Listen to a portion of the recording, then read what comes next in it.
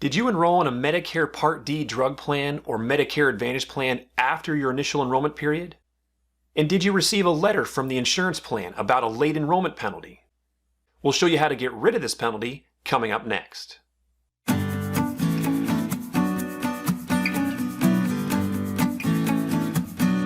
Andy Stamus here with Medicare Mindset. The Part D late enrollment penalty creates a lot of confusion. If you enroll in a prescription drug plan after you're initially eligible, you might pay a late enrollment penalty. It all depends on when you enroll and whether your existing health plan had creditable prescription drug coverage. Just a quick reminder of Medicare's initial enrollment period. You initially have 7 months to enroll in Part A hospital and Part B medical through the Social Security Administration.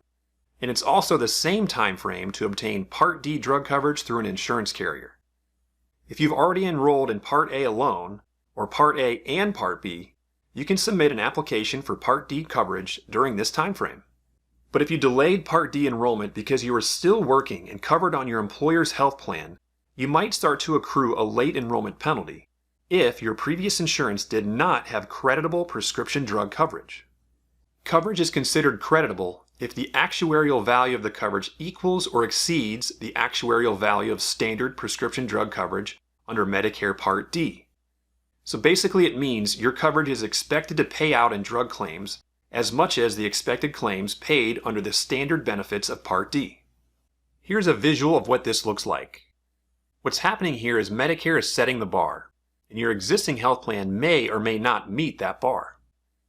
If your existing drug coverage meets or exceeds Medicare's Part D standards, it's creditable.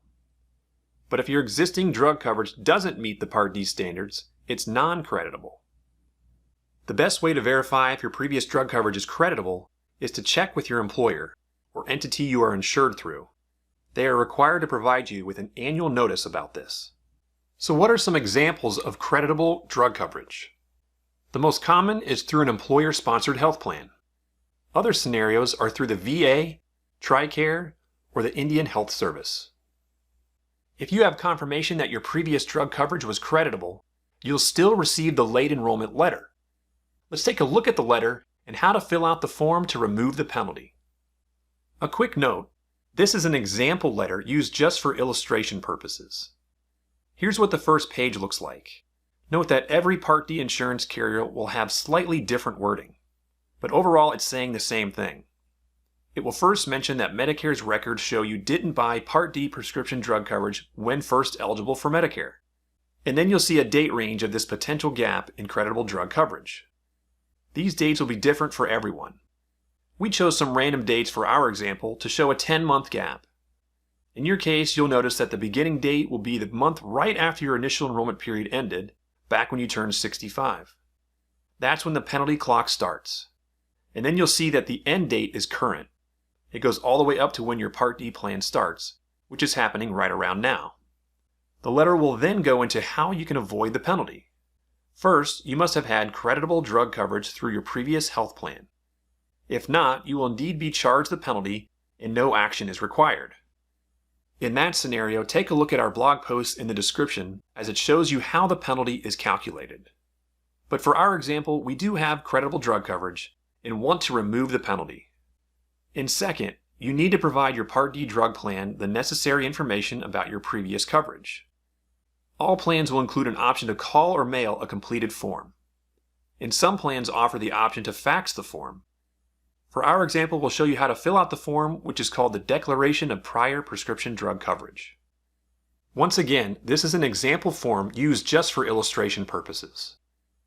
Each insurance carrier will lay this out a little differently, but the core sections are the same. Some basic contact information is needed at the top. Then it will ask for the name of your Medicare prescription drug plan. This is the name of the Part D or Medicare Advantage plan you just enrolled in recently. Yes, you would think the insurance carrier knows this, but it's a generic form, so you will need to fill it in. The next section is the most important. This is where you enter the details of your existing creditable drug coverage. There are a number of options to choose, such as coverage through an employer plan, Medicaid, the VA, or TRICARE. In our example, we'll use the most common scenario, that you had creditable prescription drug coverage through an employer health plan. You need to check the box on the left for your situation, and then the from and to dates for the time period you had that coverage. What we also recommend doing is adding the insurance carrier, plan name, and member ID number for the existing group health plan. This can help the insurance carrier as they research your prior coverage. Just below the scenario, you can enter the information in this area. You'll notice they don't give you a lot of room, but do your best to fit it in, or include a separate sheet with the additional information. If your employer had more than one insurance carrier during the time frame in question, be sure to add the same information for each plan. Again, there's not a lot of room, but add the plan name, member ID number, and the from and to dates of the coverage periods. If you can't remember the exact dates of coverage, check your employer's Human Resources Department to verify. And then on the final page of the form, you will sign and date.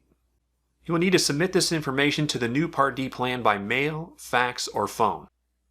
If you don't, you'll be assessed a lifetime Part D late enrollment penalty. It might seem a little cumbersome to have to submit this information, but it's the only way to get rid of the Part D late enrollment penalty.